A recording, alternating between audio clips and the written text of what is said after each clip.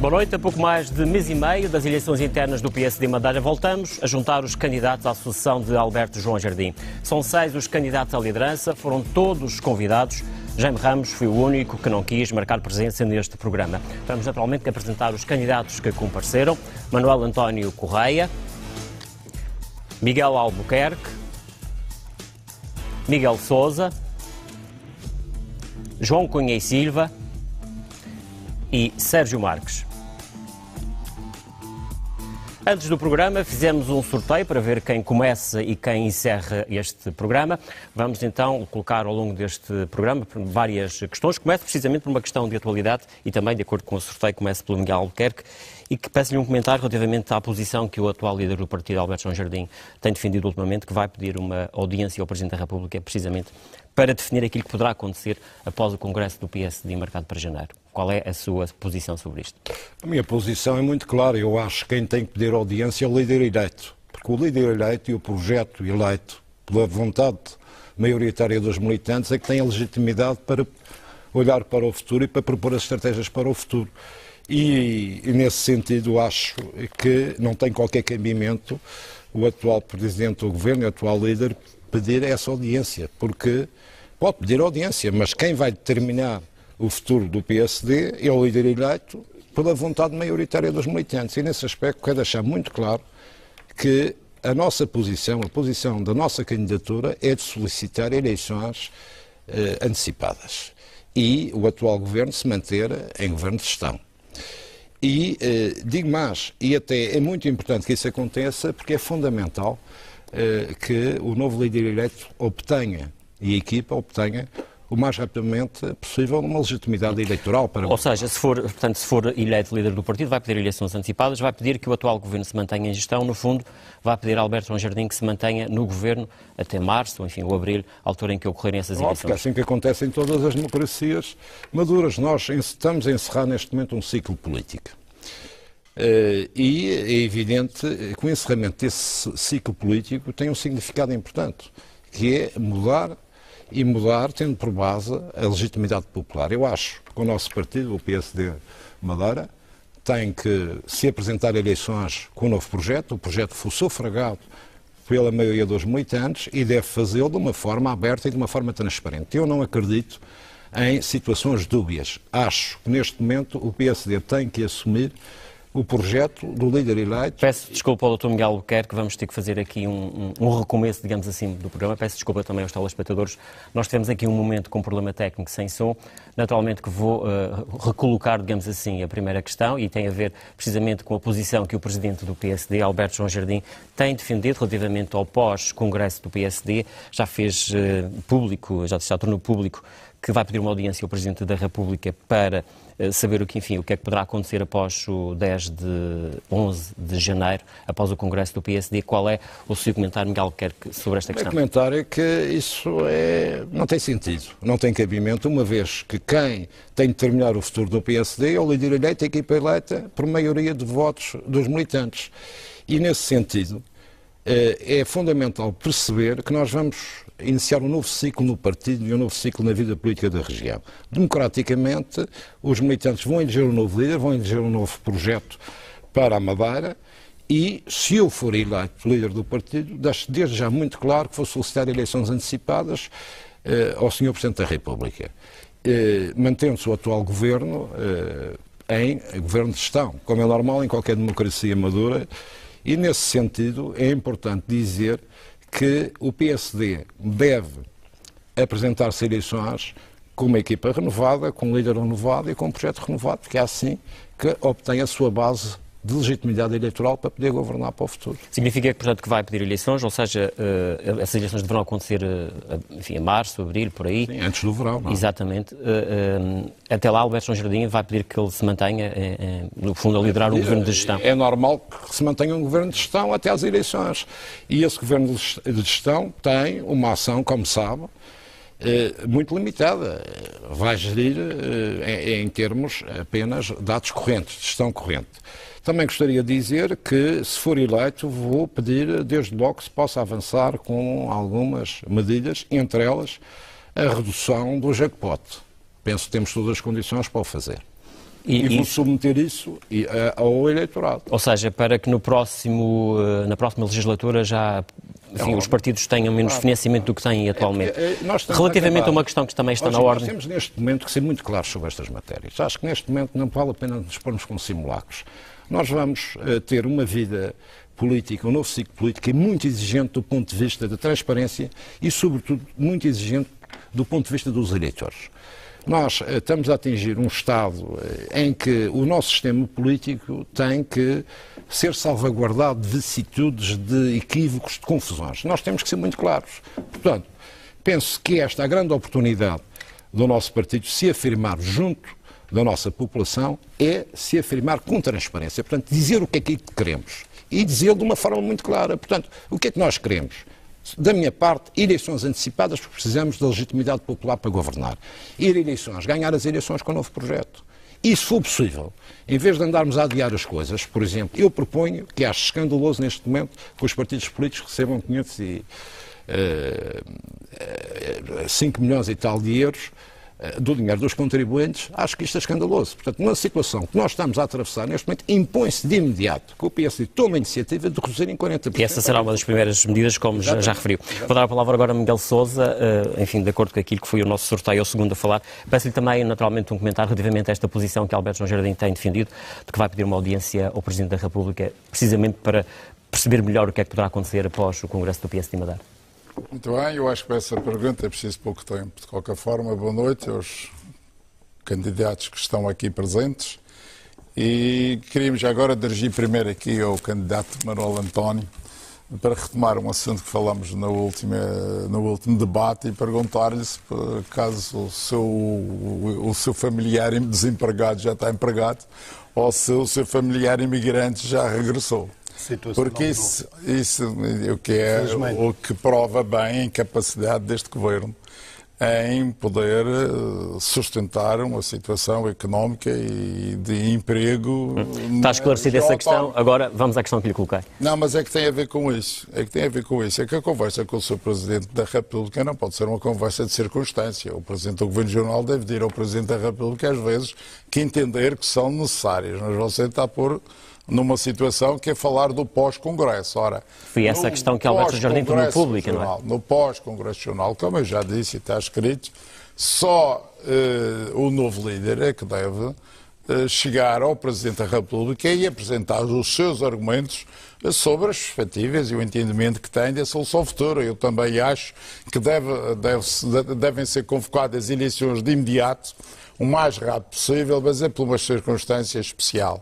É que a Madeira não aguenta, neste ritmo, sobreviver a um orçamento como aquele que vai ser entregue e que vai ser o orçamento de 2015.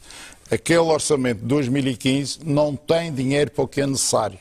Não consegue suportar as despesas que são necessárias. No fundo, já está a anunciar que vai votar contra esse orçamento.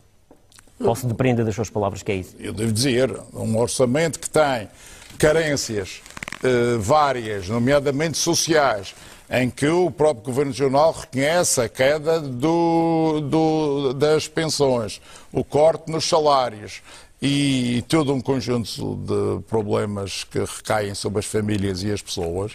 Eu não vou aprovar dinheiro para partidos, um jackpot que teria a possibilidade de satisfazer um conjunto... Ou seja, no fundo vai tentar perceber o orçamento antes, vai pedir informações ao Governo... É óbvio que sim. E vai dar as suas sugestões antes, ou seja... Pode haver, já lhe estou a dizer, não posso ver no orçamento dinheiro desperdiciado.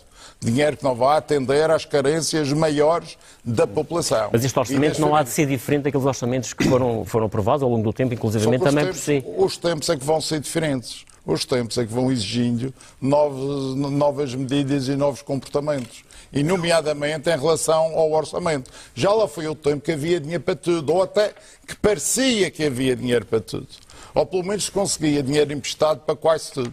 E depois ficámos a dever e agora temos que começar a assumir essas responsabilidades e ter que ainda suportar as despesas que são obrigatórias, anuais, em toda a função pública. Vamos ouvir também a opinião de outro candidato, Cunha e Silva, relativamente a esta questão colocada por Alberto João Jardim, ele a dizer que vai ao Presidente da República. Qual é a sua posição? Já ouvimos aqui colegas seus defender eleições antecipadas. Qual é a sua posição? Eu não vou desviar-me da sua pergunta, vou exatamente responder à sua pergunta. O Presidente do Governo é livre de pedir às audiências que entender ao Presidente da República. E com certeza que o vai fazer e falará do que entender, porque nós não sabemos o que é que vai falar, nem temos que saber. Mas ele disse que ia falar sobre esta matéria. É capaz de ter dito e se calhar depois comunicará, se entender, o que é que vai falar. A mim interessa-me, sobretudo, falar do que eu vou fazer. E o que eu vou fazer, se ganhar as eleições, como não sou defensor de eleições antecipadas, porque acho que nesta altura corremos riscos, face à austeridade que impera no país, não ter o melhor resultado e se calhar em outubro, no período que está exatamente marcado às eleições, como há eleições a nível nacional e eles costumam ser mais simpáticos quando se candidatam, se calhar é melhor para fazermos eleições, eu sei o que vou fazer. E o que é que vai fazer? O senhor representante da República e não ao Presidente da República, porque o Estatuto determina que é ao senhor representante da República, dizer que tem apoio parlamentar, tem legitimidade popular, tem um reajuste do Governo e quero fazer o mandato até o fim. E tem essa garantia que vai ter apoio parlamentar? Isto é, até outubro de 2015. Pergunto-lhe se tem essa garantia que vai ter esse apoio parlamentar que diz que tem. É natural que sim, porque repare, se todos os candidatos que aqui estão tendem a unir-se no final deste mandato, eu não estou a ver que depois não estejam todos disponíveis para estar em torno do líder que vier a ser eleito. Mas todos aqui a defender eleições antecipadas, eventualmente os apoiantes que estão no grupo parlamentar, se calhar também seguiriam. Os defensores das eleições antecipadas, se ganharem, vão ter e vão fazer por ter eleições antecipadas. É uma posição legítima, tal qual a minha é legítima também. Agora, se eu ganhar, com certeza que todos vão respeitar esta minha vontade enquanto líder do partido. E não tenho dúvidas que terei apoio parlamentar. E tenho outra coisa, que é a legitimidade popular. Mas não acha que essa legitimidade... o senhor representante da República negar esta pretensão porque não tem razões para a negar. Mas não acha que essa legitimidade seria mais reforçada se fosse a votos, enfim, como líder do partido? Mas eu vou a votos com uma diferença de 3 meses. Mas porquê é que acha que tem legitimidade? Porque fui candidato tal qual como o Presidente do partido, ali o Dr. Miguel Sousa, fomos candidatos às últimas eleições e, portanto, sujeitos ao voto popular. Que futuro é que reserva para o Dr. Alberto João Jardim no PSD? Bem, não sou eu que reservo o futuro... Se for líder do partido. Não sou eu que reservo, ele é que há de entender o que é que pode e quer colaborar com o PSD. Vamos ouvir também a oposição de Sérgio Marques, outro candidato, relativamente a esta matéria. Enfim, também qual é a sua posição sobre esta questão? Muito bem, Gil Rosa. Permita-me que antes faça um pequeno parênteses para aproveitar este espaço para clarificar uma questão que saiu hoje completamente tropada no Diário Notícias. Mas nós não vamos clarificar posições que Mas permita-me, o Miguel Sousa teve a oportunidade de fazer um pequeno desvio, eu também gostaria de fazer um pequeno desvio à sua pergunta. Não é por foi uma questão que foi debatida aqui debatida neste programa. Mas eu tenho que lhe dizer, Gil. Doutor, não podemos utilizar este espaço para responder a outra de comunicação social. Nem sequer correto da nossa parte. 20 segundos. Eu vou pedir a que vá a questão. É apenas para dizer que não acumulo com a minha aposentação qualquer subvenção vitalícia. Isto fica muito claro e será tratado em foro próprio. Portanto, feito este esclarecimento, passo desde Vamos logo então à questão em concreto. À sua questão. Bom, eu tenho dificuldade em entender a audiência do Dr. Alberto João Jardim com o Presidente da República por causa do que se vai passar a seguir ao dia 10 de janeiro. Entendo que, de facto, não é preciso ir ao Presidente da República, basta ir ao Representante da República, como acabou de dizer o João Cunha Silva. Mas basta ir quem? O novo líder ou ainda o atual líder do partido? O representante da República, face a uma nova situação política na região, com um novo líder eleito, terá que ouvir as forças partidárias. A questão é simples. Nós, no sistema de governo autonómico que temos na Madeira, o governo não depende do Presidente da República. E não depende politicamente, por maioria de razão, do representante da República. O governo da região depende exclusivamente da Assembleia. Ao contrário do governo nacional, que tem uma dupla dependência política. O governo nacional depende do Presidente da República e depende do Parlamento, da Assembleia da República. Aqui, o nosso regime é puro parlamentar. Logo, a questão é muito simples. Ou há condições para viabilizar um novo governo no Parlamento Regional, ou não há. Se houver, pode haver, em função do novo líder, pode haver governo até 2015. Mas a sua posição é eleições antecipadas A minha posição é clara. Eu estou por eleições antecipadas. Acho que é urgente acabar com este estado de bloqueio na governação da região. Há imensos problemas que têm que ser resolvidos, de uma nova forma. Temos que responder com novas prioridades, novas políticas, novas ações de governo, e este governo é claramente incapaz para virar e para responder a estas novas necessidades. Daí que me pareça que seja urgente um novo governo, novas eleições, novos protagonistas, novos responsáveis na nossa governação. Portanto, não havendo necessidade neste pedido de audiência, isso é uma questão que deve ficar, digamos que, por conta do novo líder, de quem ganhar as eleições. Simples. Cavaco Silva não tem uma palavra a dizer sobre esta matéria. É exclusivamente competência do Parlamento Regional decidir se há condições ou não para viabilizar um novo governo. É muito simples, porque o governo da Madeira... Sendo que o líder do partido dá uma indicação, e no seu caso a indicação é de que o Parlamento deve dizer que não tem condições. O líder do partido, em consonância com o grupo parlamentar maioritário, que é o do PSD, irá decidir sobre se haverá ou não novo governo até às eleições. Muito bem. Vamos ouvir também a opinião do candidato Manuel António relativamente a esta questão. Qual é também a sua posição? Antes de mais, boa noite para todos os espectadores, madeirenses em geral, em particular os nossos militantes. Uma palavra de apreço aos meus colegas candidatos e dizer que tudo farei para que este debate e todas as iniciativas à volta destas eleições sejam construtivas, sejam elucidativas. Não me parece que tenha sido esse o caso da primeira intervenção do Dr. Miguel de Sousa, que me perdoou, mas brincar com desemprego. Não brinquei, isto é muito a sério. Não me parece adequado e por isto é muito a sério. Muita gente merece o nosso respeito. E por isso não me parece ter sido de bom tom. Eu não brincarei com desempregados nem com imigrantes. Vamos à questão concreta. Desemprego e a migração são duas coisas muito graves. Em relação à questão que nos coloca, o que está em causa não é uma audiência. O que está em causa é o futuro da Madeira e o futuro do PSD. E eu penso que temos de fazer tudo para, desde logo, salvaguardar para que, na sequência destas eleições, tenhamos um modelo de governabilidade muito eficiente e que rapidamente a situação política na Madeira seja clarificada. Em conformidade, eu penso que vamos ter DP para eleições antecipadas. Portanto, também defende eleições antecipadas. Não vejo alternativa e bastou-me ouvir o Dr. Miguel de Sousa quando diz que, desde já, pode não aprovar um orçamento neste período. O que é que acontecerá depois em relação à relação entre o grupo parlamentar ou a Assembleia e o próprio Governo, que não terá asseguradas as condições de governabilidade que todos precisamos. E por isso eu penso que nesta altura é fundamental, com os dados que temos, elucidar os madeirenses que, caso ganhe, como penso ganhar, as eleições, teremos de entrar logo num novo ciclo e isso passa por eleições antecipadas. Essa é uma evolução da sua posição, porque no início não defendia isso. Não, eu disse que ia analisar todas as circunstâncias e os dados, nomeadamente este que acabou de ser dado, faz-me pensar que dificilmente haverá na Assembleia Legislativa da Madeira o suporte que o Governo precisa para continuar a resolver os problemas das pessoas. Mas nós sempre lidamos com este processo no pressuposto que o novo presidente do PSD será também o presidente da região.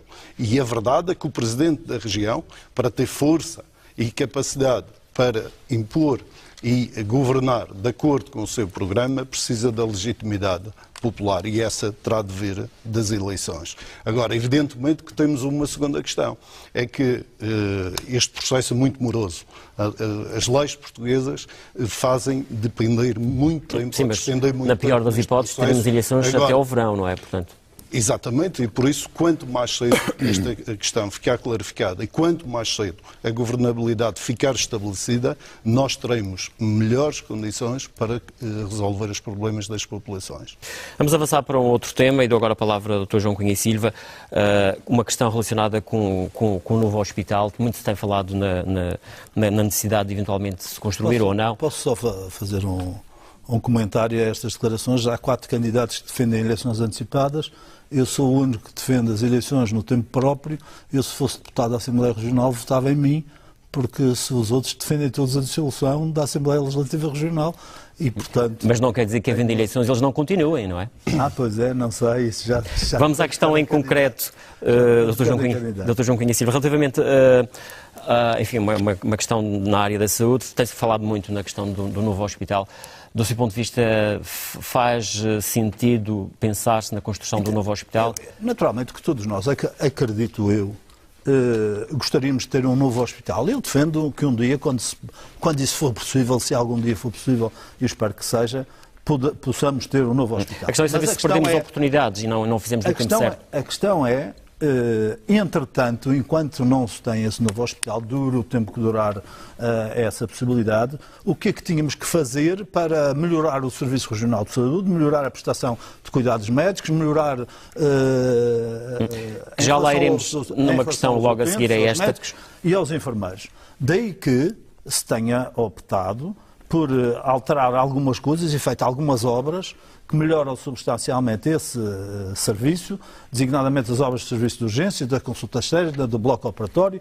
Fica a faltar um internamento e creio que neste intermédio, enquanto não há um novo hospital, não se podia estar sem obras no hospital, sob pena de não ter em condições e ficar saturado e não prestar bom serviço a ninguém, nem aos que trabalham, nem aos doentes que lá vão. Portanto, da leitura que faz, não vê forma de arranjar dinheiro, nem financiamento até inclusivamente recorrendo, enfim, aos tais projetos de interesse nacional em que o Estado o Governo da República pudesse eventualmente ajudar? Eu creio que foi em 2009 que nos candidatamos a projeto de interesse comum e por razões várias, algumas técnicas, de não ter a ver com o earmarking, não ter a ver com o POVT, acabou por ser chumbado a nível do Governo da República, mas isto já no tempo do Primeiro-Ministro José Sócrates. Hoje em dia, face a essa circunstância de, na altura, não ser possível fazer um novo hospital, caminhamos neste sentido de melhorar o que estamos a fazer, por forma a que não entrasse o hospital num ponto de saturação que não desse resposta nem aos doentes, nem às pessoas que lá trabalham. Hoje em dia, era manifestamente improvável que uma candidatura a projeto de interesse comum tivesse validade junto ao Governo da República, porque, como sabe, em termos de fundos europeus, isto não seria possível já pelo antecedente e pelo que sabemos do antecedente, e atendendo às dificuldades que tem o Governo da República, eu não acredito que um projeto que deverá rondar os 300 ou 350 milhões pudesse ser aprovado pelo Governo da República neste momento. Portanto, há que ter esperança em dias melhores, não perder de vista esta hipótese, se houver hipótese, através do, sei lá, no próximo quadro comunitário de apoio, se as orientações da União Europeia não mudam, isto é, não devemos perder a esperança de o ter, mas até lá, para os próximos anos, temos de ter condições para os profissionais de saúde e para os utentes funcionarem com razoabilidade e servirem bem a região autónoma da Madeira. Dr. Miguel Albuquerque, também a mesma questão, enfim... novo hospital, sim ou não? O que existe é a solução? Enfim. Eu peço imensa desculpa, estamos a falar aqui de uma questão muito séria, que é a saúde regional. Naturalmente. Eu acho que há dois grandes problemas na saúde regional. O primeiro é que não há tutela política. A saúde regional hoje parece um autocarro descontrolado por uma ladeira abaixo, como se costuma dizer. Ou seja, toda a gente sabe que nós tivemos o melhor sistema regional de saúde do país, pelo Dr. Anel Mendonça. E neste momento temos o pior. Não está auditado, não sabemos os números, mas sei uma coisa, quando vou ao hospital, falta pensos, falta leite, falta agulhas, portanto, as carências são óbvias. E, sobretudo, também é óbvio uma coisa, é que nós temos excelentes médicos, temos excelentes enfermeiros, temos excelentes profissionais de saúde e, neste momento, estão todos desmotivados, ninguém fala com ninguém e, exatamente por haver uma ausência de... Isso, no fundo, no fundo, é uma questão da política.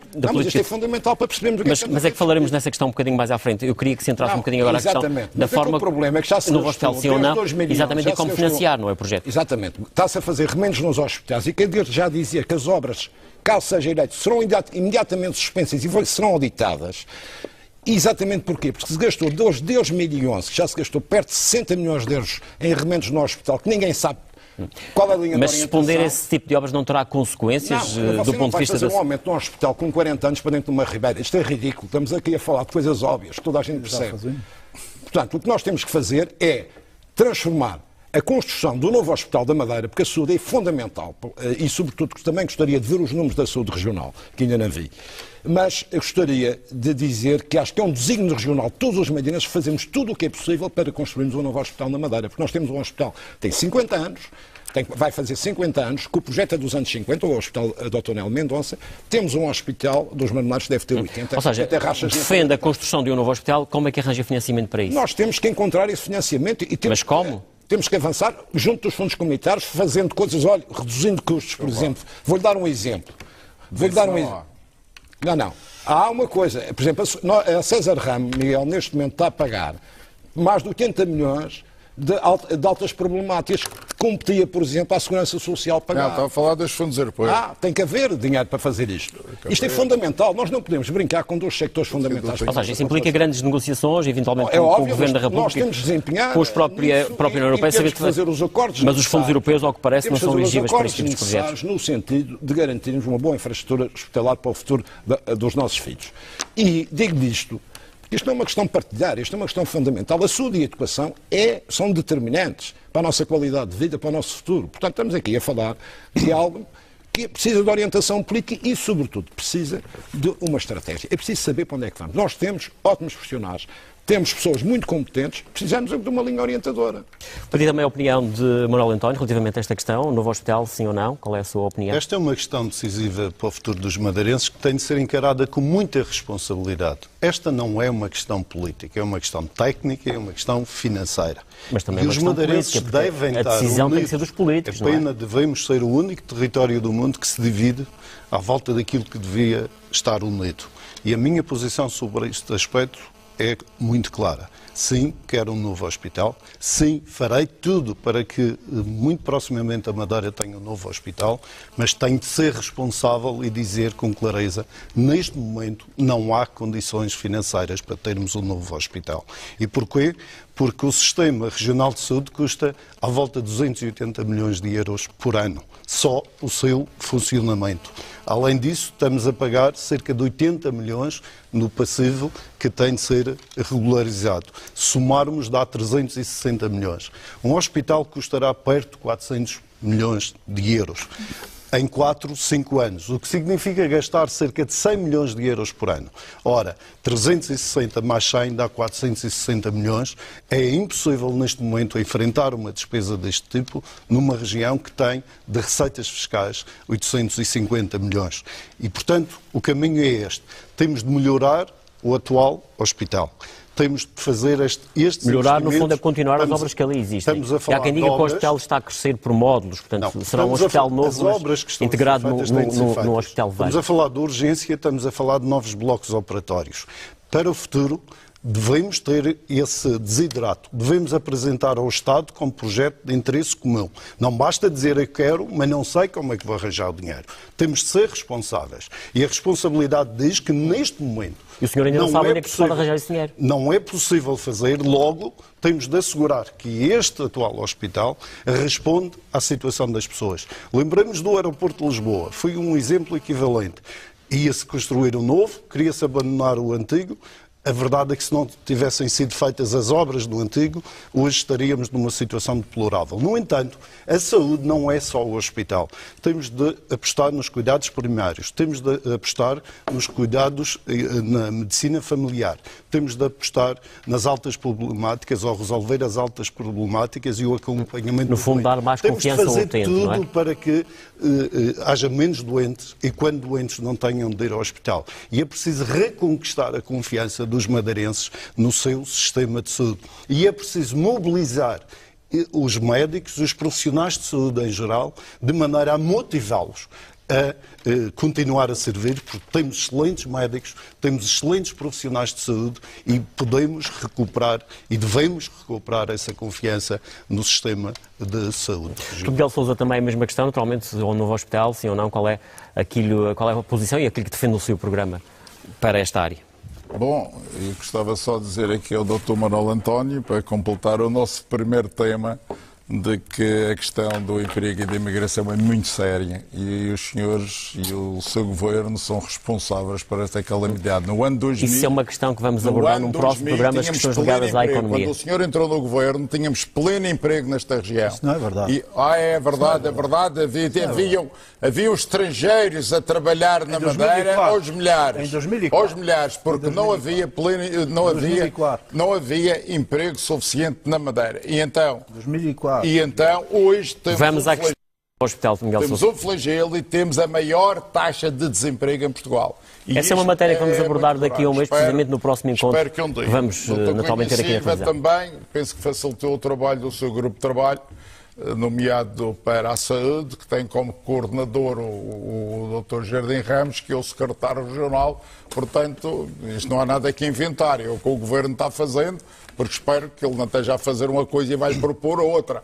Então andou a enganar o Governo agora até este momento. Na minha casa mando. Muito bem, manda, é verdade, mas portanto já adiantou o serviço que era deles. Vamos à sua proposta, Miguel Sousa. A minha proposta é fazer já falámos nisso no outro debate, Exatamente. é fazer um novo hospital por etapas. Agora, eu arranjo financiamento para isso. Onde? Eu arranjo dentro do meu programa que está aqui e que mostra como é que se arranja. Sim, mas explica às pessoas como é que arranja. Mas vai ter que me dar tempo, porque não se arranja 20 milhões de euros Vou-lhe pedir naturalmente a sua capacidade de síntese para as pessoas também perceberem. Você sabe que eu ocupei um modelo na Europa de centros internacionais que cativam empresas estrangeiras que pagam impostos da Madeira e que fazem gerar receitas fiscais. Malta tem 61 mil empresas e nós temos 1.600 empresas. Mas isso poderá levar tempo. Só 10 mil empresas, nós tínhamos 750 milhões de euros. Tínhamos 750 poderá levar milhões de euros. tempo para uma receita que é necessária já para o próximo Já dá governo. para 2 hospitais. Só que não podiam ser utilizados em 2 hospitais, porque nós ainda temos um déficit no nosso orçamento de mais ou menos 700 milhões de euros. Por isso, está a ver, a questão é esta, se o senhor for eleito Presidente do Governo, no próximo ano vai começar logo a avançar com um projeto? Sim, claro, com um projeto de ideias, pelo menos, para já. E obra, enfim, avançar com a construção do novo hospital. Do qual, que é fundamental, e acho que as câmaras municipais deviam de concorrer para que atrair a instalação do hospital, por tudo o que representa, para um concelho ele lá ser construído, por isso eu acho que deve haver também um contributo das câmaras municipais para esse efeito. Agora, eu queria dizer aqui ao Dr. Miguel Albuquerque, esta política do tem que haver, isso já não existe. O que tem que haver? Não, você disseste o dinheiro aqui em resposta ao financiamento. Tem que haver. Não, escrevi aqui. Tem que haver. O seu dinheiro tem que haver necessariamente. Não vamos entrar agora em diálogo, vou dar a palavra ao Dr. Sérgio Marques. Vamos entrar em diálogo, então quem viemos aqui falar? Vamos entrar em diálogo, mas vamos esclarecer as questões. Não vamos aqui a nos ultrapassar uns aos outros. Portanto, isso também... Se for para entrar em diálogo, eu também... Exatamente, até porque depois todos reclamam isso e com razão. Vou dar agora a palavra ao Dr. Sérgio Marques, que ainda não se pronunciou sobre esta questão do novo hospital. Mas já atingiu o seu tempo. Dr. Sérgio Marques. Bom, vamos continuar a falar relativamente à questão da saúde na Madeira, eu de facto estou bastante preocupado com a situação da saúde na região. Nós tradicionalmente tínhamos de facto bons níveis e bons indicadores de saúde, aqui há 2, 3 décadas, e hoje a situação inverteu-se substancialmente. Eu vou-lhe pedir que responda à questão do hospital. Porque na segunda questão vamos voltar a esta, precisamente a questão do Sazarame, enfim, das dívidas que existem, do Pacífico, como é que E o que se passa é que uma das características que encontramos hoje no sistema de saúde é que ele é demasiado hospitalocêntrico. Parece que só vemos a questão do hospital, quando o sistema de saúde é bem mais do que isso. O hospital deve tratar agudos, deve tratar situações de grande gravidade, mas a saúde não é apenas o hospital. Sim, mas é uma questão central aqui na Madeira, essa é uma questão que se tem falado muito. Enfim, eu tenho muita dificuldade em perceber que, apesar de uma dívida que temos de 6 mil milhões de euros, não tínhamos sido capazes de executar um hospital. Nós respondemos a todas as infraestruturas, a todas as necessidades de infraestruturas. E este governo, os anteriores governos, não foram capazes de projetar um hospital. Mas é isso, se calhar todos que estão aqui têm que fazer meia culpa, porque todos estão no partido e, portanto, foram do partido que suporta o governo e, portanto, se calhar nunca se manifestaram publicamente, pelo menos, a favor disso. Responsabilidades governativas. Está aqui dois colegas nossos que concorrem à liderança, o Manuel António, o João Conhecido, melhor. Mas fizeram parte de comissões políticas de um partido que governa a região há 40 anos. Mas podias ter arranjado dinheiro na Europa para um novo hospital. E arranjei muito, João. Arranjei muito. Para um novo hospital. Eu arranjei muito dinheiro na Europa, pelos vistos não foi bem direcionado para o hospital. Não, mas lá não há dinheiro para o hospital. Compares a mim ao Manuel António por causa do novo hospital. João, quem definia as prioridades não era eu. Eu tratava de arranjar... E achas que era? Bom, era o governo, não era? Na saúde, acho que era eu. Não eras vice-presidente do governo? Não tinhas uma palavra fundamental a dizer sobre as prioridades que o governo deveria seguir? Por exemplo, lançaste as sociedades de desenvolvimento e eu teria optado por uma aposta maciça na educação. Não é com dinheiro do orçamento. Não, Bom, não vamos fugir das questões que estamos aqui a debater. Quanto ao hospital, a questão parece-me simples. Tenho, de facto, esta dificuldade em perceber, apesar de uma dívida tão grande que contraímos, não tínhamos sido capazes de projetar um hospital e de executar um hospital. E ele também não são os 500 milhões de euros que eu vi ao diretor clínico do hospital. Eu acho que se conseguiria fazer um hospital... Começou com 200 e tal, 300, já vai em 500. O clínico. Eu não falei. Mas permitam-me que acabe. Vamos naturalmente concluir, até porque senão depois andamos aqui a perder tempo.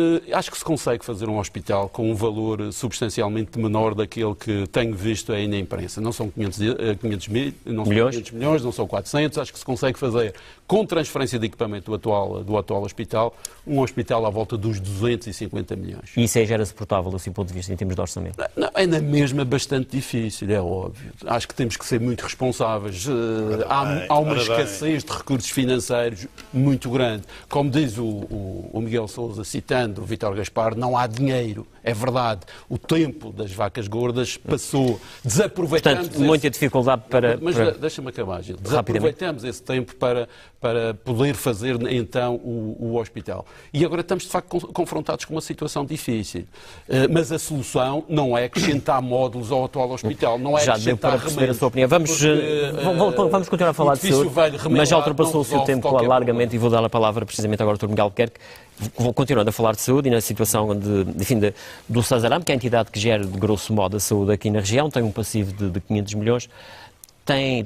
Portanto, tem várias situações, enfim, de problemas que são conhecidos e que são de domínio público. Como é que se propõe resolver isso? Eu acho que neste momento é preciso proceder ao saneamento financeiro e tomar medidas no sentido de racionalizar. Porquê? Porque todo o sistema, neste momento, é um sistema que é disfuncional. E é disfuncional porquê? Porque... Como é que se paga 500 milhões? Peço desculpa.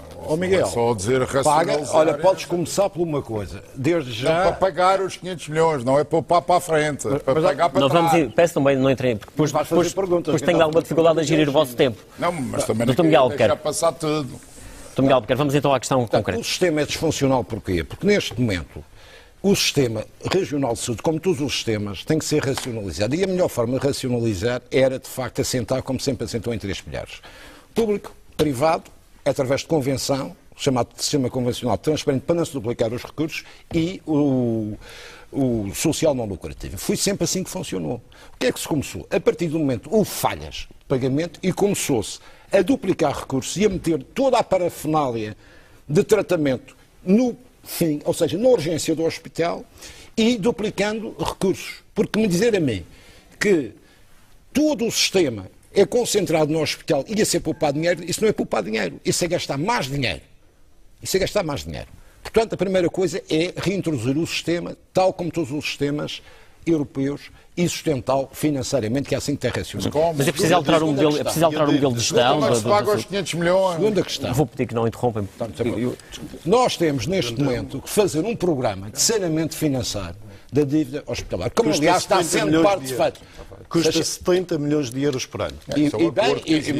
Mas podes pagar os 70 milhões de euros. Despesa do sector. Exatamente, mas tens que fazer um programa de financeiro renegociando. Já existe o programa que aliás, essa dívida já está parte renegociada, como como tu bem sabes, por exemplo, para os medicamentos está renegociado e deve-se voltar a renegociar a dívida, porque é para isso que nós vamos ser eleitos, é para renegociar essa dívida.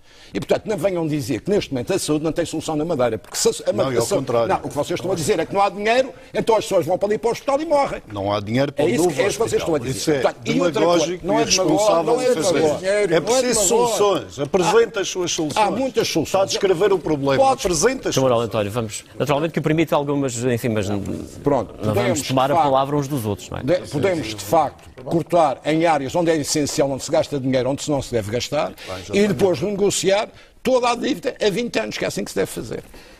Faz sentido haver tantos centros de saúde como ainda existem na região? Atendendo Os centros de saúde têm uma função essencial naquilo que se chama a medicina geral e familiar. E a medicina geral e familiar é essencial no sentido de poupar custos. Está aí a falar, por exemplo. Porquê? Portanto, isso é para Porque manter. todo o sistema deve estar canalizado para a prevenção da doença e não para tratar quando as pessoas já estão doentes. Porquê? Porque esse é o sistema que poupa dinheiro. Portanto, temos que ter uma medicina geral preventiva, no sentido de prevenir a doença, e as pessoas serem canalizadas através do método familiar para ter uma vida saudável, e isso faz com que a doença seja combatida ou evitada na fase final, que é a mais cara. Sr. João Cunha Silva, também a sua posição relativamente ao sistema de saúde. Eu não posso deixar de introduzir essa sua resposta, a sua pergunta e a minha resposta à questão que ficou por esclarecer. Enquanto que os meus companheiros de partido e candidatos não constroem um novo hospital, o que é que se fazia do atual? Deixava-se como está, saturado e a prestar, se calhar, serviços insuficientes aos doentes, aos médicos e aos enfermeiros, porque a construção de um novo hospital, com certeza todos estaremos de acordo, leva muitos anos até encontrar financiamento. Leva muitos anos, quanto mais até construir o hospital. Mas é que a solução que tem vindo coisa tínhamos que fazer entretanto. Mas é que parece que a solução que tem vindo a público, o que se tem dito é que se estará a construir, no fundo, um hospital novo por módulos. É isso que parece que tem vindo a público. Não é bem um hospital novo. É acudir de urgência a alguns sectores que eram fundamentais a acudir. Os serviços de urgência, as consultas externas, o bloco operatório. O internamento, mais tarde se verá se houver condições financeiras para isso. Agora, em relação ao que é a dívida acumulada do Cesarame e do IA Saúde, eu vou dizer uma coisa que é pior do que estão a dizer. A dívida do Cesarame são 490 milhões de euros, mas a dívida do IA Saúde são 300 milhões e, portanto, tudo são 790 milhões de euros. Isto é uma questão política, foram opções políticas que se tomaram e, portanto, o Governo não foi pagando quando, se calhar, mas foram não tomadas podia... pelo Governo. Exatamente, mas foram opções políticas. Às vezes Exatamente. E, portanto, foi o Governo que ficou em dívida com estas duas organizações na área da saúde. E agora também o Governo arranjou solução e tem contratos já assinados e contratualizados, estavam os dois a dizer há pouco, e com verdade, que resolvem esta dívida no prazo de 4, 5 anos, isto é, no mandato já do próximo Governo. Tanto a dívida do Cesarame... A 70 milhões por ano não chega em 4 anos. Como assim? É 70 milhões, que é o que é pago cada ano. Não, desculpe, nós estamos não paga 1.000 milhões. Está equivocado. Nós estamos a falar de 490... Mas é sempre mais de 10 anos. Estás equivocado. Estás a falar de 490 milhões do Cesarame. Não, eu estou a falar de 70 milhões por ano, que é aquilo que o orçamento disponibiliza para amortizar essa dívida. Mas essa dívida... Quanto é que vai pagar nessa área? Deixa-me responder. Essa dívida dá para pagar 290 milhões da dívida do Cesarame. Faltam 200. Esses 200, quem deve ao Cesarame é o IA Saúde. E há um contrato de programa com o IA Saúde para acaba pagar em 2016. Exatamente. Portanto, fica a dívida da saúde resolvida neste mandato. Isto é uma opção política, como podia ser para pagar outras dívidas que as queres. Ora, nós pretendemos, o que eu acho, o que eu defendo, é que apesar de estarmos a pagar esta dívida, apesar de estarmos a regularizar a dívida, apesar de estarmos a fazer algumas obras que vão ajudar o hospital a funcionar melhor, podemos tomar medidas que sejam ainda para melhorar o Serviço Regional de Saúde e torná-lo, em alguma medida, parte do que o Miguel dizia aqui, que é os centros de saúde, a porta de entrada do Serviço Regional de Saúde, tornando os centros de saúde aquele triângulo que já ouvi falar e que concordo, 3 centros de saúde, mais o do Porto Santo, que tenham serviço de urgência e consultas, e os outros que tenham consultas externas. O Serviço Regional de Saúde seja público, privado ao contrário do que diz o Miguel, e social, e Disse quando... que era social, não lucrativo. Não, mas disseste, Portanto, no fundo, privado. defende a manutenção dos atuais centros de saúde.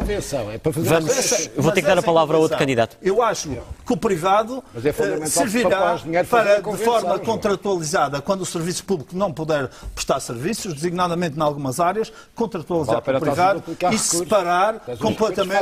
Vou dar agora a palavra ao Dr. Sérgio Marques, também, enfim, a sua opinião sobre esta questão do sistema de saúde, que tem a dívida que tem, e eventualmente está naturalmente a ter algumas consequências na prestação eu, de facto, tenho alguma do serviço de saúde. Em encarar como boa medida chutar para a frente o pagamento de dívidas que foram contraídas no passado. Nós vamos honorar as próximas gerações com mais dívida. Que, enfim, já temos uma dívida substancial para pagar que foi necessária para construir todas as infraestruturas. Todas as dívidas é para a frente. E vamos ter de novo... São despesas que não conseguiram ser pagas pelo funcionamento do sistema nos últimos anos e que estamos a chutar para a frente. Não é investimento que fizemos, João Cunha Silva. O drama é esse.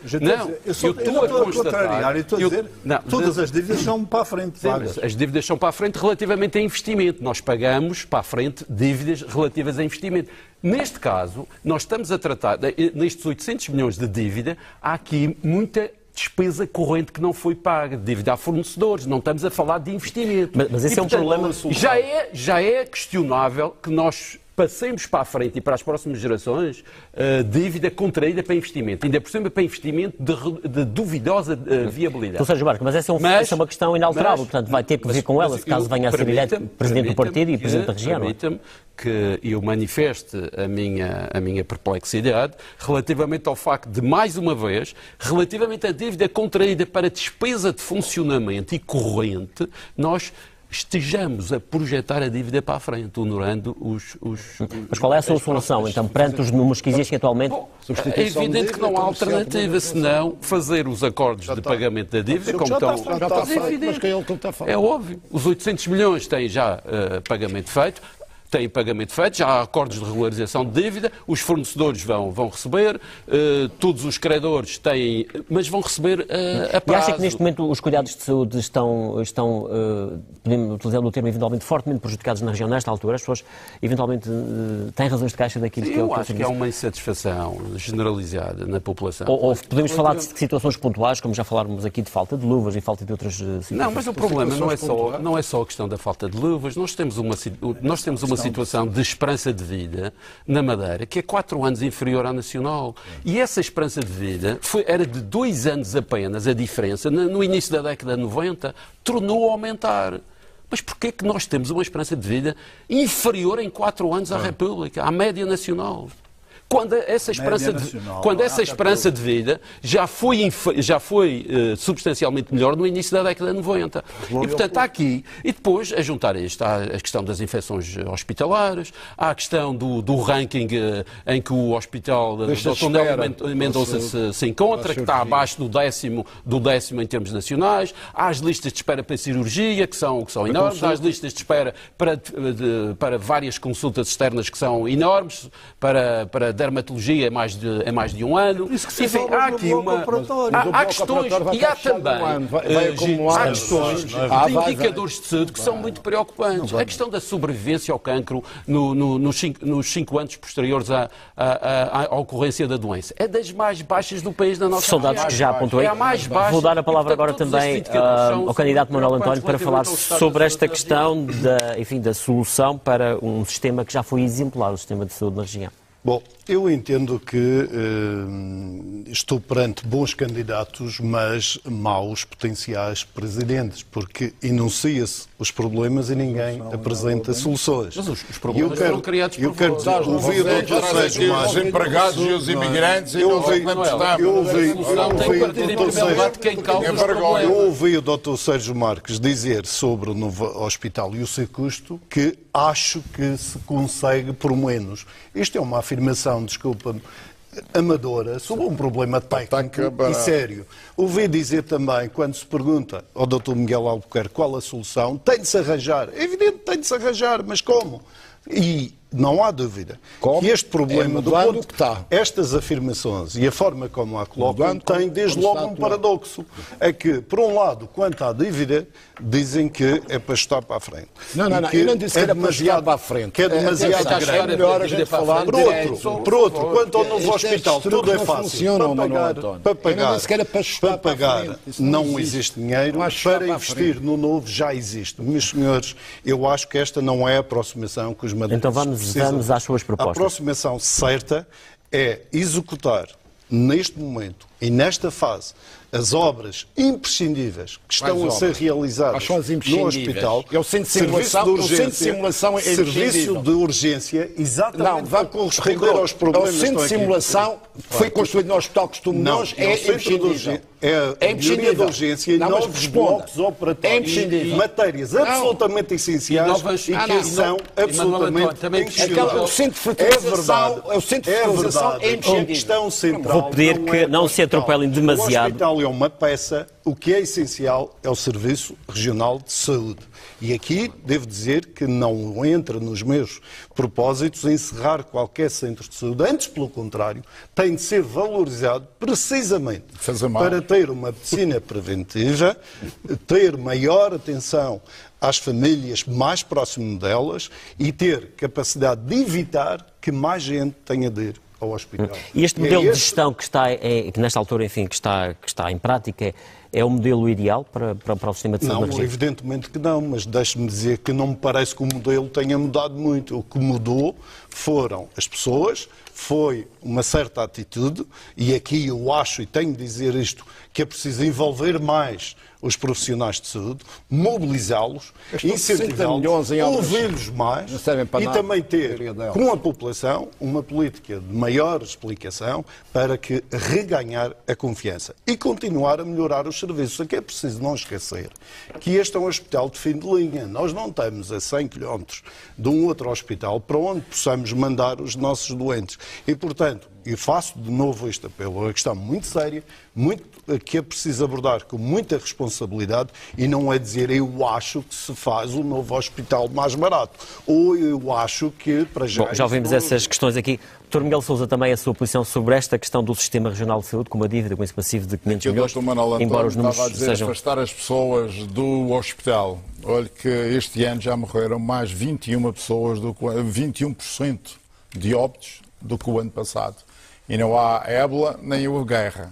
E este ano já há 21% de óbitos superiores ao do ano passado. E Para acha- além de haver menos 11%. E acha que isso deve aos neste cuidados mês. que são prestados aqui na região?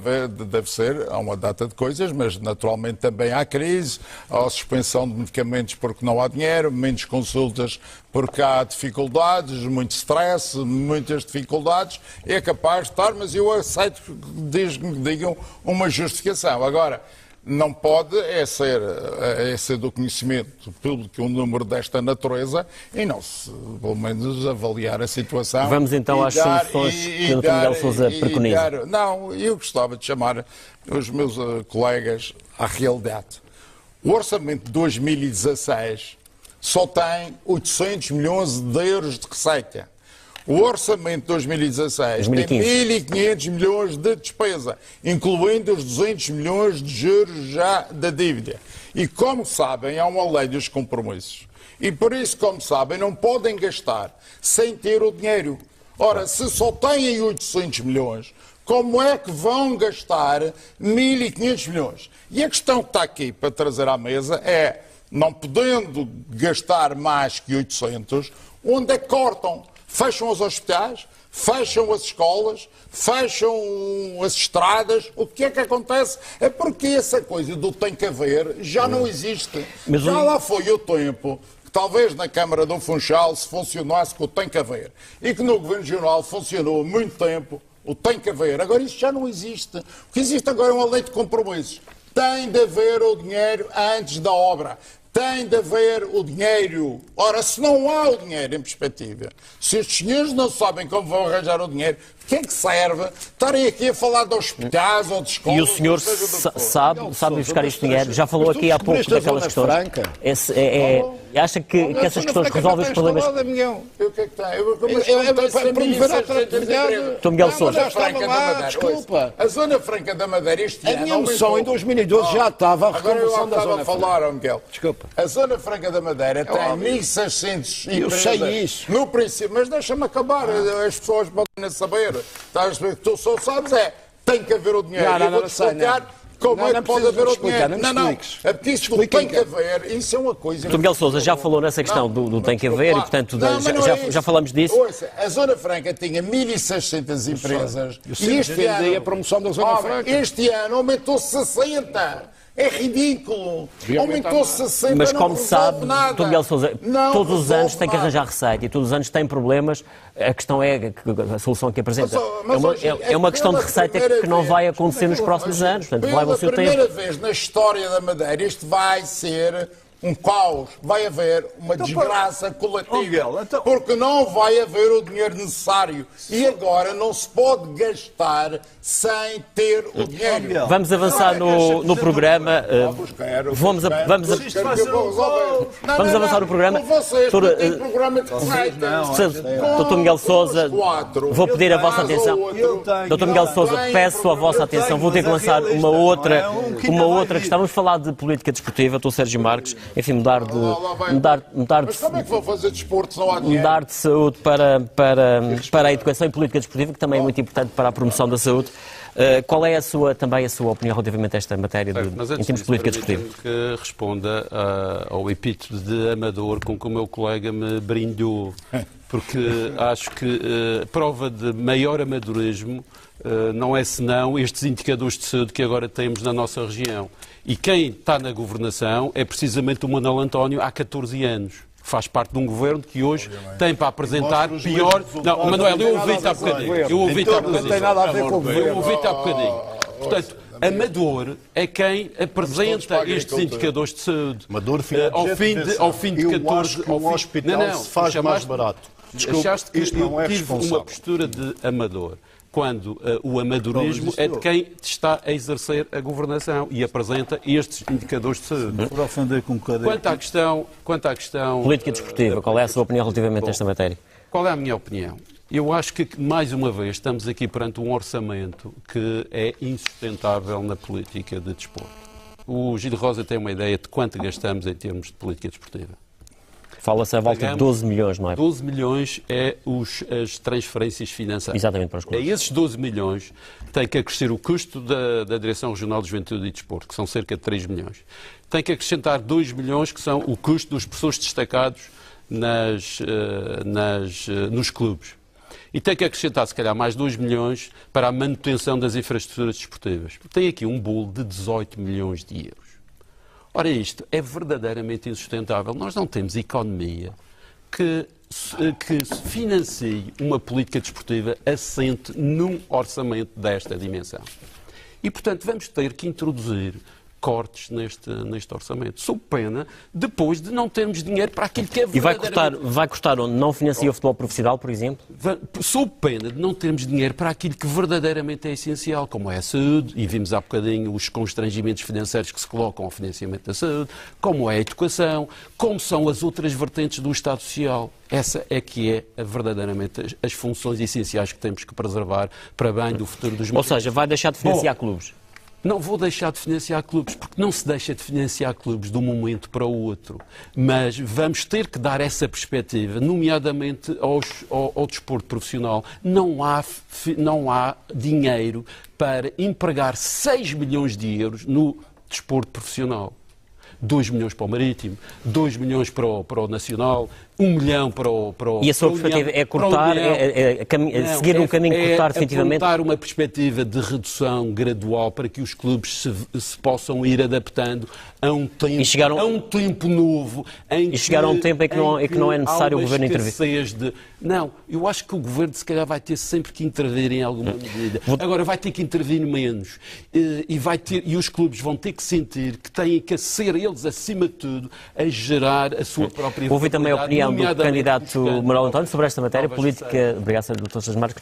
Manuel António, relativamente a esta questão política desportiva, também qual é a sua opinião? Permita-me que lembre que, como já aqui alguém disse, nomeadamente no debate passado, não há virgens. Todos têm responsabilidades, todos fizeram parte deste projeto, em diferentes funções, e ninguém se pode pôr fora dele. E quem queria pôr-se fora dele não teria aceito ser candidato em 2007 como deputado, não teria aceito ser candidato em 2011 também como deputado e com outras funções de grande responsabilidade na Assembleia Legislativa da Madeira. Quanto à questão em concreto, eu quero dizer que, obviamente, a política desportiva tem de ser reequacionada para o futuro. Eu não tenho dúvidas que, nesta altura, e este debate tem sido elucidativo nessa matéria, há que estabelecer prioridades. E eu tenho as minhas, já as apresentei. Afinal, há mais programas e há mais propostas. Nomeadamente um investimento a duplicar o investimento na promoção turística, passado de 9 para 18 milhões de euros em 4 anos. Quero também reduzir o IRS a partir de 1 de janeiro de 2016. Estamos a falar de política desportiva. Não, mas é que tudo está ligado. 11,5 milhões de euros. Nem faz ideia. Fica, 11,5. Eu quero saber a sua opinião relativamente ao modelo que existe atualmente de financiamento. Para satisfazer, assim como assegurar meios financeiros, nomeadamente para a saúde, como se viu, obviamente temos de reequacionar outras despesas. Cortar, no fundo. E a política desportiva tem de ser reequacionada em função destas prioridades. Porque não se pode ter tudo, temos de cortar. Também cortarei no jackpot, também cortarei no número de deputados, mas se for necessário, e penso que será necessário, temos de reequacionar a despesa com o desporto profissional para satisfazer estes aspectos que eu considero absolutamente... Do seu ponto de vista, não faz sentido um governo investir no desporto profissional, no futebol profissional, como faz atualmente? Não, o futebol profissional até é daquelas áreas, ao nível mais alto, que tem algum retorno para a região, nomeadamente em receitas fiscais. Estou a falar globalmente, mas obviamente que a mexer na despesa global também temos de mexer no futebol profissional, obviamente, nomeadamente para afetar a nossa prioridade, que é a atividade turística, criando emprego, criando riqueza e resolvendo os problemas concretos. E essa é uma medida que, caso ganhe o partido e ganhe depois as eleições regionais, vai propor já para o próximo Orçamento Regional? Sem dúvida. No próximo, 2016. Próximo, que será da sua responsabilidade, naturalmente. 2016. Sim, naturalmente estão todos a se candidatar e todos com a perspectiva de ganhar. Miguel, quero também a sua oposição relativamente à política desportiva. A posição é que podemos distinguir duas coisas. Uma é o apoio à formação desportiva e ao desporto, que é essencial para a população. Termos uma população saudável, uma população que precisa de facto ter hábitos desportivos. Portanto, acho que o Estado e a região devem apoiar, na medida do possível, com previsibilidade, rigor, o desenvolvimento da prática desportiva na região. Eu lembro que nós temos neste momento ainda, infelizmente, a maior taxa de obesidade do país. E precisamos de incentivar as pessoas a praticar o desporto, designadamente o desporto para todos, o desporto a nível da formação dos nossos jovens é essencial.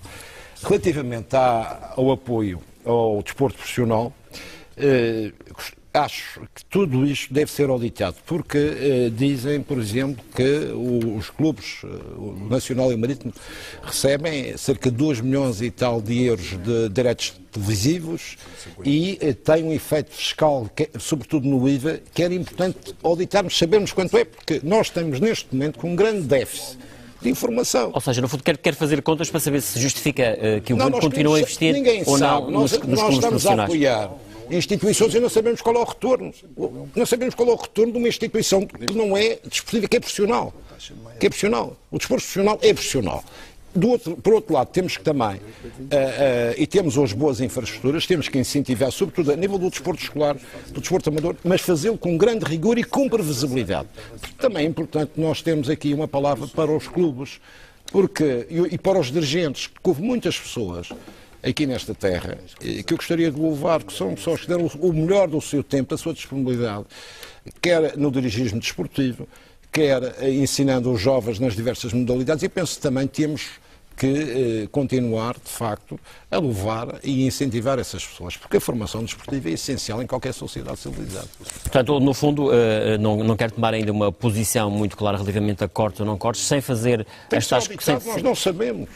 Acho que nós sabemos. Mas não tem dados neste momento que eu não tenho dados. Leve... Você tem. Você sabe qual é o retorno mas há uma questão que pode ser uma questão de opção política. Já ouvimos aqui candidatos... Mas já ouvimos aqui candidatos que têm uma opção de não financiar o futebol profissional. Temos que ter uma informação credível relativamente ao retorno do futebol profissional. Temos que saber quanto é que paga de impostos, quanto é que o próprio futebol recebe, os clubes esportivos disseram, não sei, cerca de 2 milhões e tal, o Marítimo e o Nacional, de receitas de televisão. Portanto, temos que auditar e saber o que é que se passa. Dr. Miguel Sousa, política desportiva, qual é a sua opinião? Ora, eu acho que devemos ter uma sociedade de praticantes e não de espectadores. E nós estamos muito mais virados para se sentar numa bancada a ver um evento desportivo qualquer do que propriamente a praticá-lo.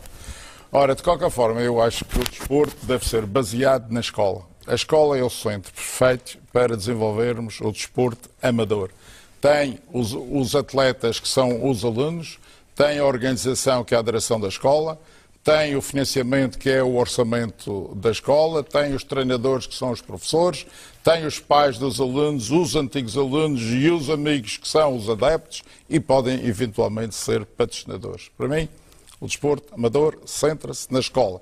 É o melhor ambiente de convivência para os jovens, com as famílias, com os amigos, com os antigos alunos. Depois temos o futebol profissional e o futebol regional, digamos. O futebol regional é o futebol amador, dito amador, não é?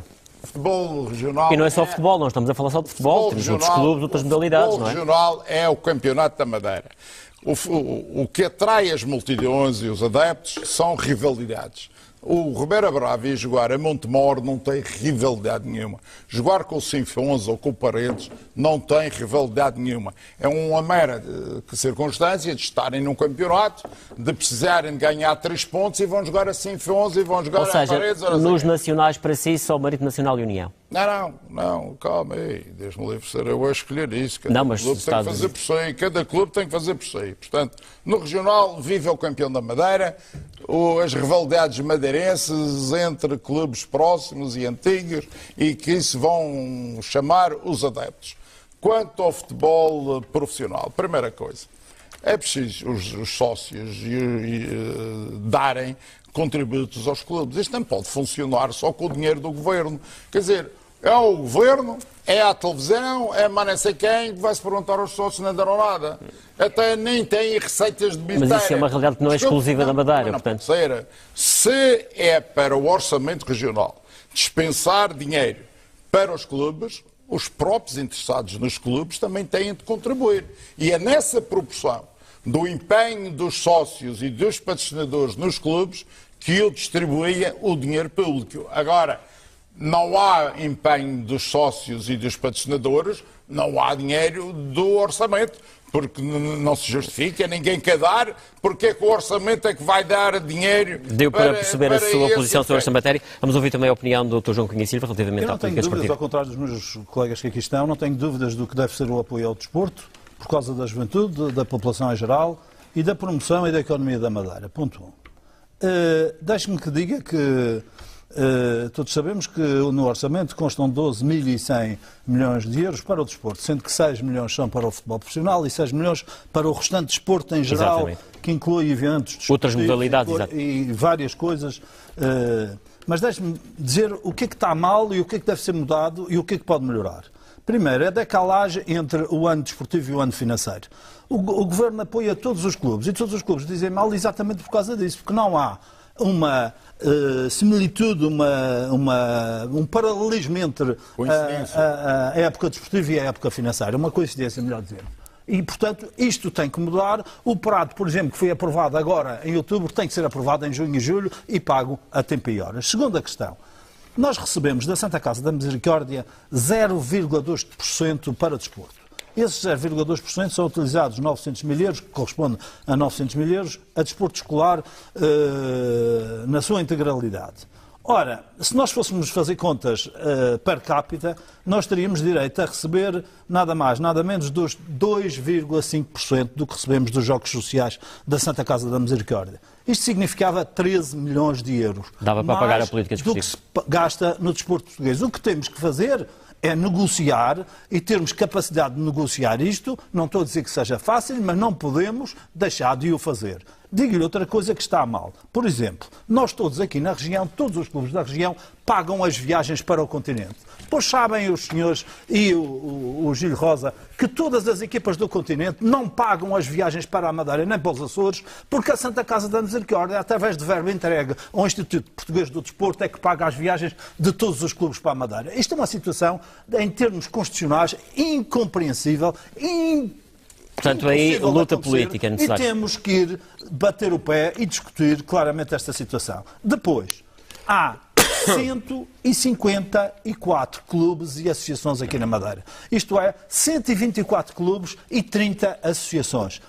Não é possível, em alguma medida, em termos de funcionamento, juntar estas 30 associações e diminuir os seus custos? Não é possível aferir da viabilidade destes 124 clubes, pondo como condição todos terem formação? Então não é esse o objetivo da política desportiva?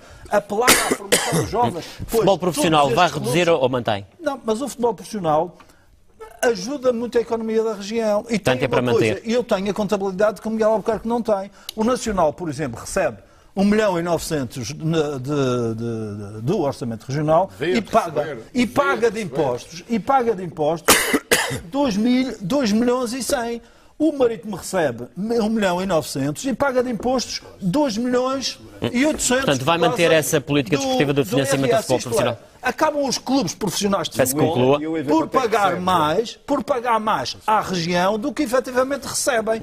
E, para além disso, promovem negócios, promovem alguns negócios que a economia da região vem a ganhar. Deu para perceber a sua posição? Para além da promoção. As estadias nos hotéis, os almoços, as refeições... Muito obrigado, João Conhecido. Vamos avançar precisamente para a última questão, que tínhamos programado precisamente para este programa. Eu vou começar por tudo, Manuel António. É uma questão mais política, mais relacionada com a eleição interna. Esta sua candidatura é para levar até ao fim ou admite, até 19 de dezembro haver aqui algum processo negocial com algum dos candidatos e abdicar de ser candidato? Obviamente para levar até ao fim e obviamente para ganhar. Eu acho que o partido precisa disso. Nós estamos a viver um momento rico no partido. Debate de ideias, confronto de opiniões, alternativas, posições que, mesmo quando aparentemente são muito discordantes, mas no fundo porque somos do mesmo partido e comungamos os mesmos princípios, o que é essencial une-nos e, portanto, eu acho que não há que ter medo deste processo. E mais, eu acho que o partido e a região precisam da clarificação que advirá destas eleições. Porque há aqui dois pensamentos diferentes, certamente. Por um lado, aquilo que cada um de nós pensa que vale, em termos eleitorais, e por outro, aquilo que os militantes pensam que efetivamente cada um de nós vale. E é preciso, para a clarificação e a união que é necessária para o partido para o futuro, para que possamos trabalhar todos em conjunto. Mas é preciso definir uma hierarquia política e essa só terá validade se for entregue aos militantes de forma transparente e correta. E este processo, que avaliação é que faz desse processo eleitoral? Está a ser transparente? Está... tem a garantia de que vamos ter um ato eleitoral com a transparência que se impõe, em qualquer eleição? É fundamental que seja transparente. E está fundamental para credibilizar o novo líder e fundamental para credibilizar o partido na sociedade e afirmá-lo cada vez mais e poder ganhar eleições. Da minha parte, farei tudo e ajudarei a fazer tudo para que isso aconteça, sendo que os principais órgãos do partido, nomeadamente o Conselho de Jurisdição e o Secretariado, têm de acautelar e exige que acautelem esse aspecto. E na sua perspectiva isso está a acontecer nesta altura? Portanto, o processo, a leitura que faz é que está a ser transparente ou tem dúvidas em relação a algumas matérias que gostava de ver esclarecidas até ao ato eleitoral? Obviamente que há sempre matérias que nós gostaríamos que corressem de maneira diferente. Por exemplo? Mas no essencial, acho que o processo está a correr dentro dos cânones adequados a esta circunstância. Como é que viu o aparecimento de mais uma candidatura, neste caso até do secretário-geral do partido, Exatamente como Ramos? disse no início. Acho que todos aqueles que se julgam capazes de ser líderes do partido têm de vir a jogo.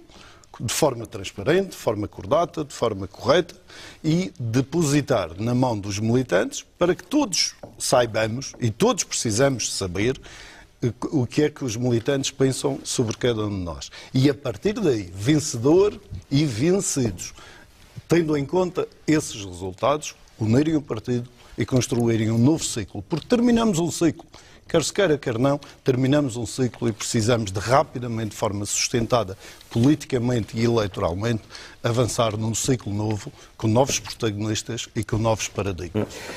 Se ganhar o partido e, portanto, se ganhar também depois as eleições regionais, que papel é que reservaria ou reservará para estes seus rivais, digamos assim, nesta corrida eleitoral? Olha, um papel à Conta com altura eles? dos seus méritos, todos têm grandes qualidades, eu também tenho defeitos e reconheço-lhes grandes qualidades e certamente que esse papel seria grande e seria o adequado também e no pressuposto do cumprimento do programa com que me apresento.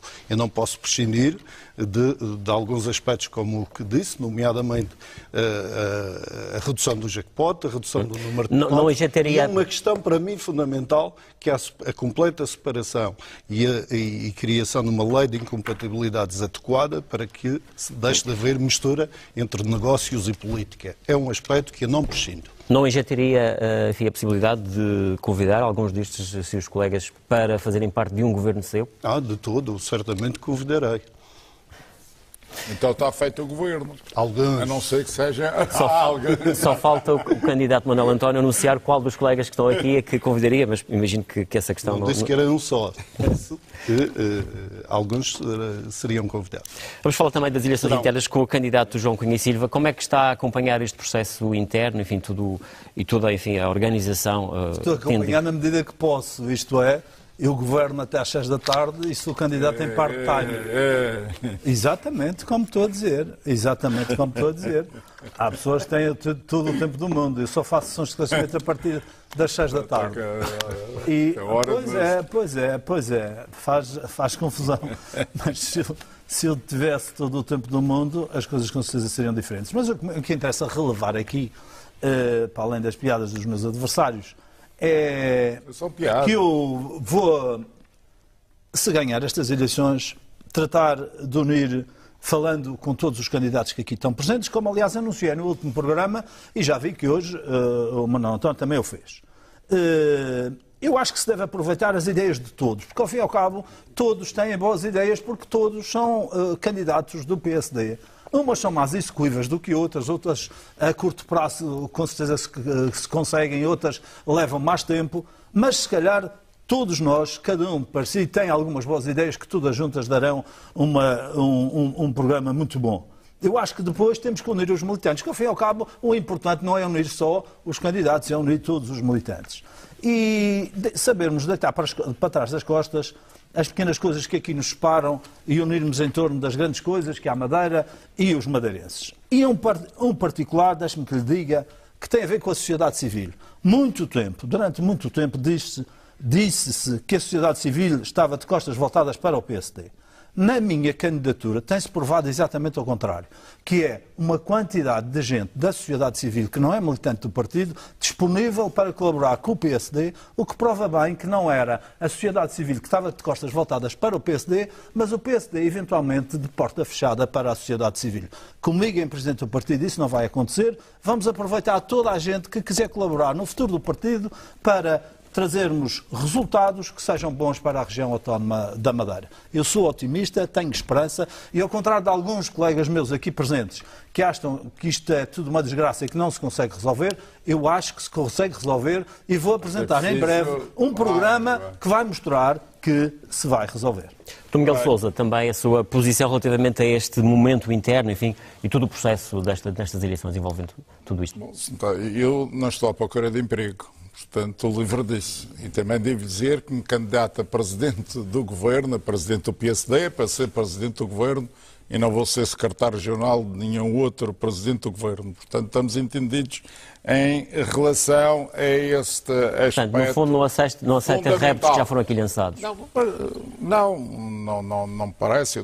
Eu sou candidato a presidente do governo regional através do PSD e é essa a função que eu me proponho, portanto, desempenhar. E temos que ver que há aqui uma diferença muito grande entre o que eu proponho, o que eu acuso este Governo Regional de ter feito e que com essa postura em relação ao que vem a seguir. Eu não podia convidar aqueles que estão agora no Governo porque somos opostos. Eu procuro exatamente que seja feito o contrário do que eles fizeram nestes 14 anos. Portanto, eu não podia convidar mas vai contar com eles para o partido. Que fizeram o contrário do que eu proponho. E quanto àqueles que não estão no governo, eu voto a favor de orçamentos, não é de sociedade, não é de sociedade de desenvolvimento, não é de programas de governo, e estavam lá as obras todas.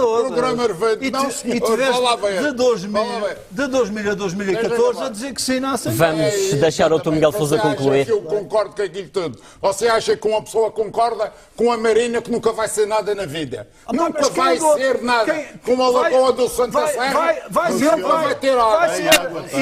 E a Marina do lugar de baixo foi exatamente o Miguel Sousa representando um grupo privado que andou a tratar disso. Não era o Presidente da Sociedade de Desenvolvimento da Ponta Oeste. Escusava era do Direito. A senhora que veio comigo para eu não, se um grupo privado tomava conta daquilo para a praia. Para a praia, porque aqui Marina nunca vai ser na vida. Mas, Dr. Miguel Sousa, para concluir a sua posição relativamente ao processo...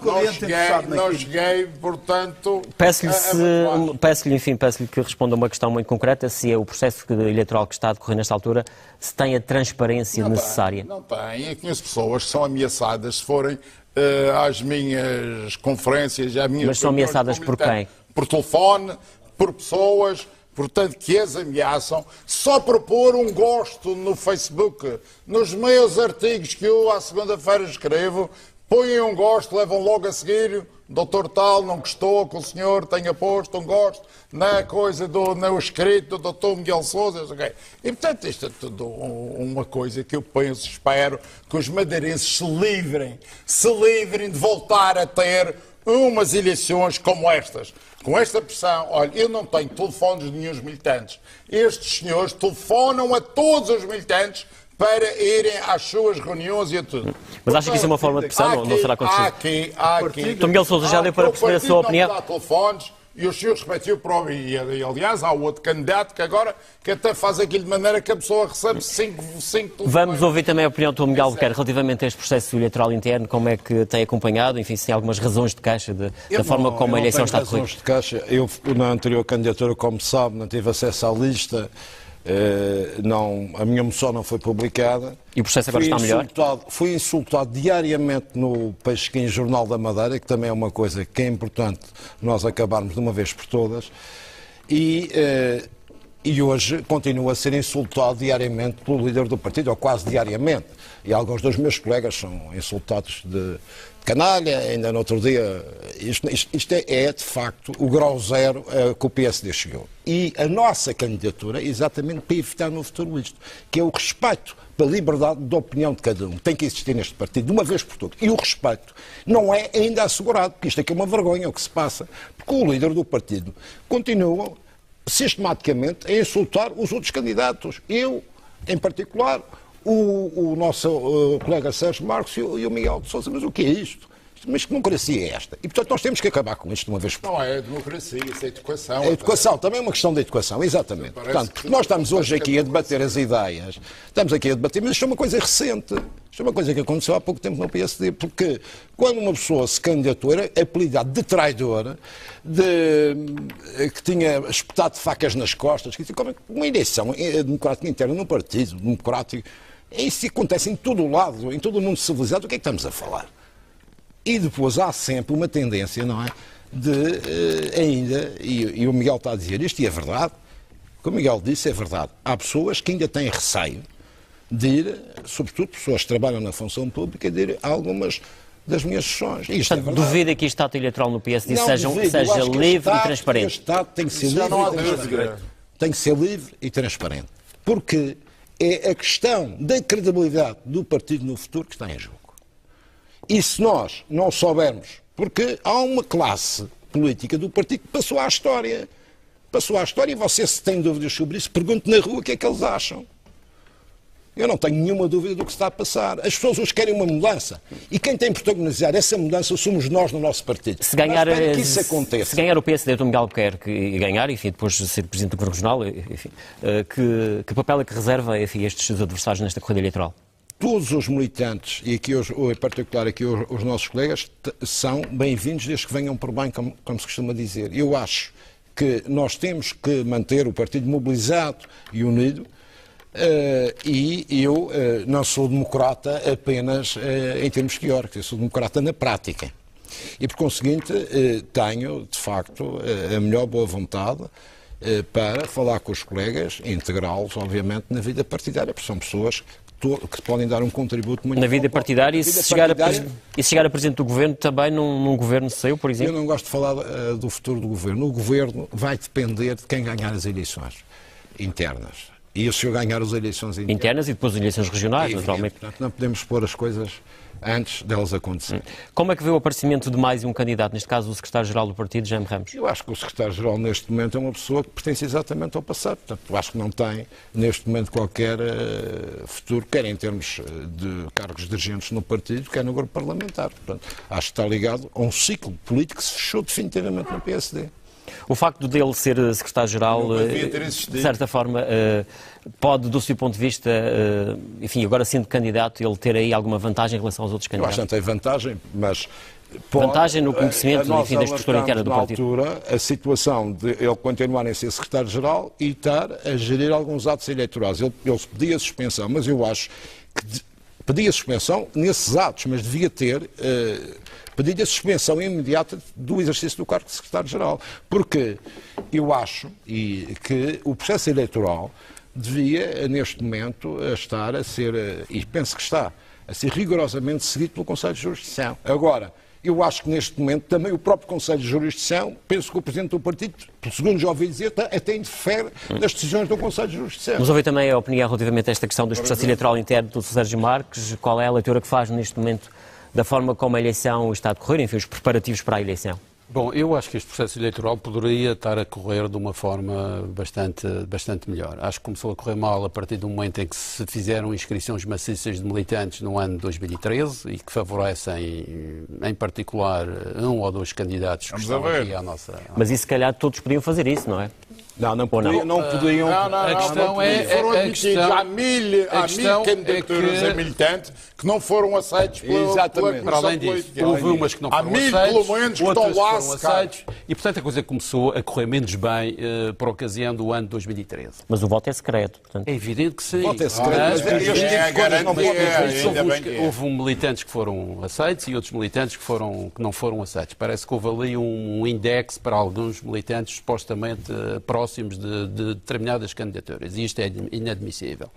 E, portanto, acho que isto, infelizmente, poderia estar a correr melhor, poderia estar a decorrer de acordo com os estándares que são normais nesta prática, numa situação destas, e poderia estar a decorrer com uma comissão eleitoral composta por representantes de todas as candidaturas, tal como foi a minha proposta. Eu empenhei-me com a apresentação de propostas no sentido de garantir uma correção absoluta do ato eleitoral. Infelizmente, os meus colegas não me acompanharam na aprovação dessa comissão eleitoral, que me pareceria um instrumento poderoso. Eu concordava.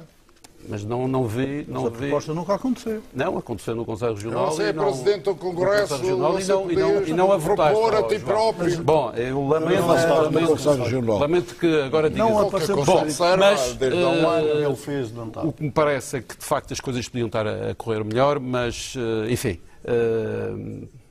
Estamos com o que temos, infelizmente. A maturidade do partido ainda não é a melhor. Acho que o partido precisa, de facto, de iniciar um ciclo novo, também no que concerne à sua organização interna e à maneira como transita de liderança.